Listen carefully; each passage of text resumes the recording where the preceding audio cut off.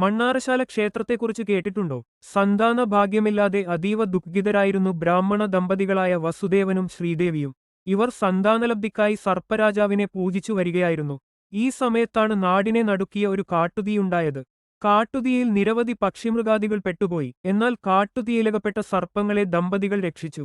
ഇരുവരും അവയെ പരിചരിച്ചു. ദമ്പതികളുടെ പരിചരണത്തിൽ സർപ്പദൈവങ്ങൾ സന്തുഷ്ടരായി. ഇതോടെ സർപ്പങ്ങളുടെ അനുഗ്രഹത്താൽ ശ്രീദേവി അന്തർജനം ഗർഭവതിയായി. ഈ കാട്ടുതീയുണ്ടായ സ്ഥലത്താണ് മണ്ണാറശാല ക്ഷേത്ര സ്ഥിതി ചെയ്യുന്നതെന്നാണ് ഐതിഹ്യം. കാട്ടുതീ കെട്ടതോടെ മണ്ണാറിയ ശാലയെ മണ്ണാറശാലയെന്ന് ജനങ്ങൾ പറഞ്ഞു തുടങ്ങി.